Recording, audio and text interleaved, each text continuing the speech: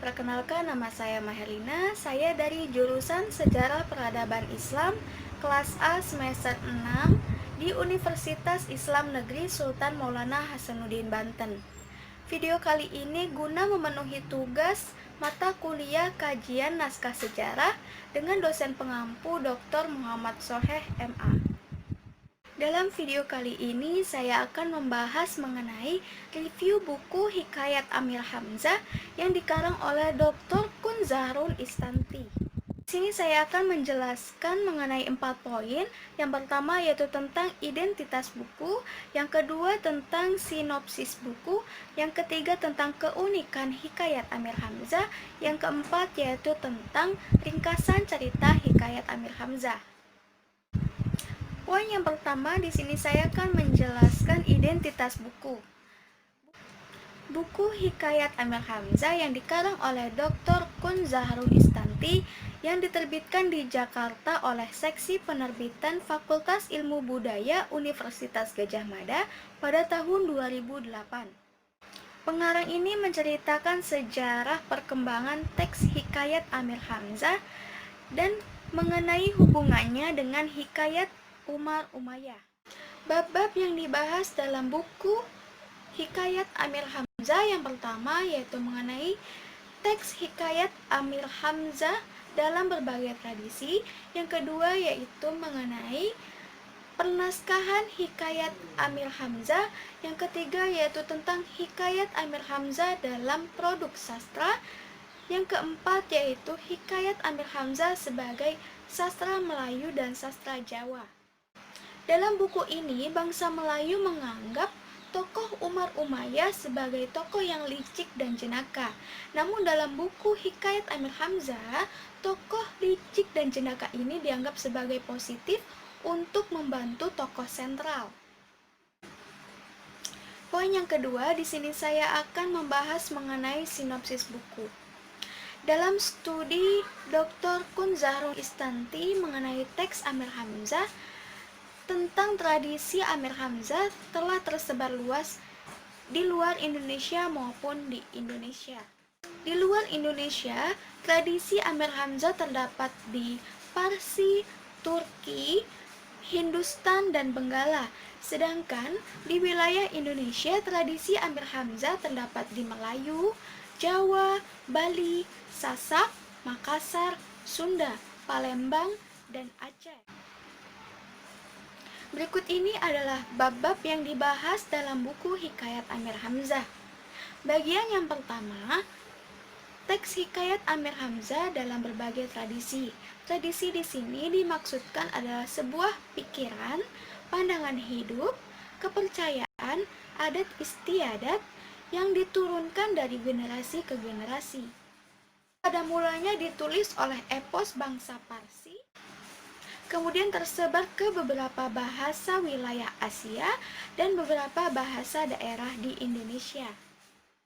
Bagian kedua tentang pernaskahan Hikayat Amir Hamzah, yang dimana Hikayat Amir Hamzah telah tersimpan dalam sejumlah naskah Melayu dan diketahui telah mencapai 13 naskah salinan dan 7 edisi cetakan yang tersimpan di Kuala Lumpur.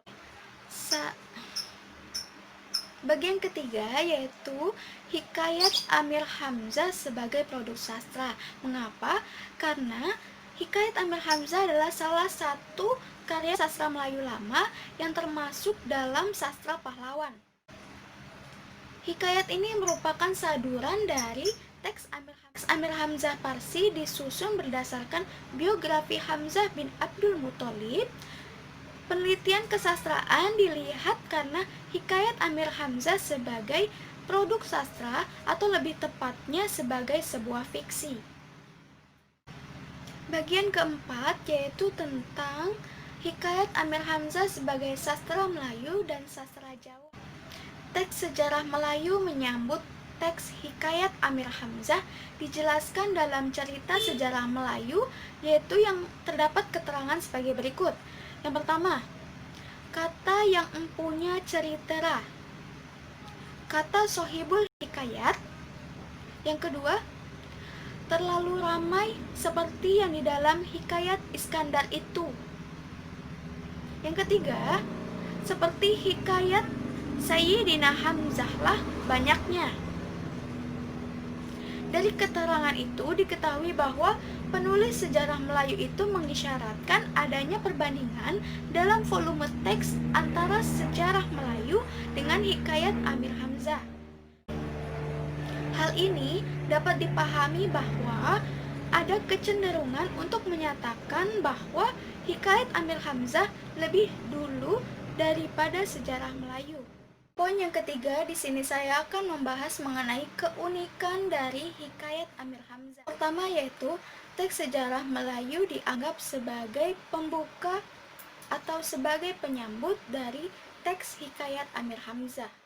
Yang kedua yaitu adanya motif cerita dari hikayat Amir Hamzah. Yang ketiga yaitu Amir Hamzah mengemban fungsi sebagai penyebar agama Islam. Yang keempat yaitu bahasa yang digunakan sangat beragam. Misalkan dalam naskah COD 1697 menggunakan banyak kosakata dan ungkapan bahasa Parsi, kata dan ungkapan bahasa Arab, serta kosakata bahasa Melayu kuno. Keempat, di sini saya akan menjelaskan ringkasan cerita hikayat Amir Hamzah. Qobat Syahrir memerintah kerajaan di Median. Sedang Perdana Menteri di kerajaan itu bernama Khawejah Al-Kashi. Perdana Menteri ini bersahabat karib dengan seseorang yang bernama Bakti Jamal. Berawal dari persahabatan dua orang inilah cerita Amir Hamzah dimulai. Khawejah memberitahu sahabatnya bahwa temannya itu akan mendapat celaka. Untuk menghindari azab itu, Bakti Jamal harus tinggal di rumah selama 40 hari. Sebagai orang yang sangat percaya pada sahabatnya, Bakti Jamal melakukan itu. Tetapi, pada hari ke-39, Khawejah mengajak Bakti Jamal untuk berjalan-jalan. Sebenarnya Bakti Jamal sudah curiga karena Khawejah menganjurkan ia untuk tinggal di rumah selama 40 hari. Tetapi mengapa pada hari ke-39, sahabatnya itu mengajak ia berjalan-jalan keluar rumah? Tapi karena ia percaya dengan sahabatnya itu, maka menurutlah Bakti, entah karena apa, Bakti Jamal tiba-tiba menemukan harta karun yang sangat banyak. Dan seperti yang pernah ia khawatirkan sebelumnya, ternyata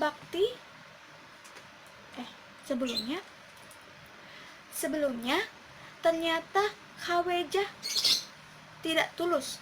Karena menginginkan harta itu, Khawejah membunuh Bakti Jamal. Akhirnya, sebelum meninggal, Bakti Jamal berpesan kepada Khawejah untuk menjaga istri dan anaknya yang akan lahir. Khawejah menyanggupi permintaan Bakti. Akhirnya, janda Bakti melahirkan seorang anak yang diberi nama Bu Zuljamil. Bu Zuljamil adalah seorang anak yang cerdas. Pada usia 9 tahun, ia sudah menjadi seorang ahli nujum yang pandai dan ingin mencari pembunuh ayahnya.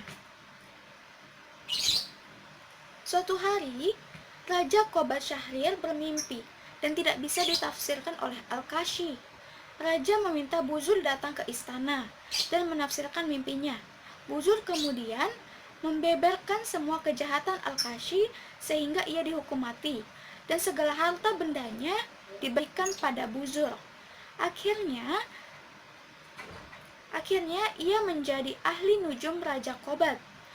Buzur meramalkan bahwa raja akan memiliki seorang putra yang sebaiknya dinamai Nushirwan dan akan datang musuh dari Arab. Raja memerintahkan untuk membunuh semua bayi dan wanita hamil.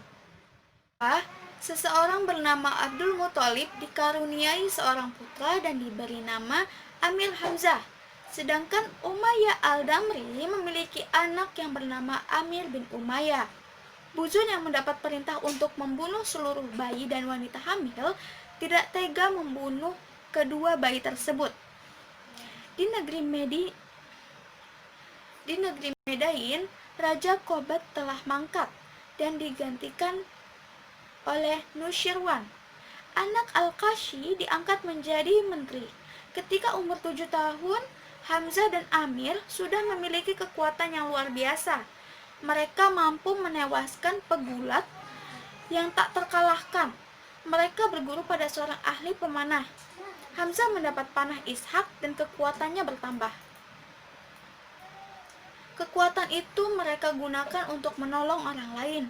Mereka menyelamatkan upeti Mekah untuk Nusyirwan dari serangan penyamun Muqbil Halabi di Yaman. Hamzah mengalahkan putri Hamai Taif yang hanya mau menikah dengan orang yang mampu mengalahkannya. Namun Hamzah tidak menikahinya dan memberikannya pada Tauk Tarik yang sangat mencintainya. Akan merampas upeti akhirnya menyerah pada Hamzah dan menjadi pengiring Hamzah yang setia. Hamzah jatuh hati pada putri Raja Nusyirwan, yaitu Putri Mihrnigar. Putri itu pun jatuh cinta pada Hamzah. Raja Nusyirwan memergoki mereka yang sedang bercumbu di dalam istana. Murkalah raja dan berencana menangkap Hamzah. Berbagai tipu muslihat dicoba, tetapi tetap saja Hamzah bisa lolos.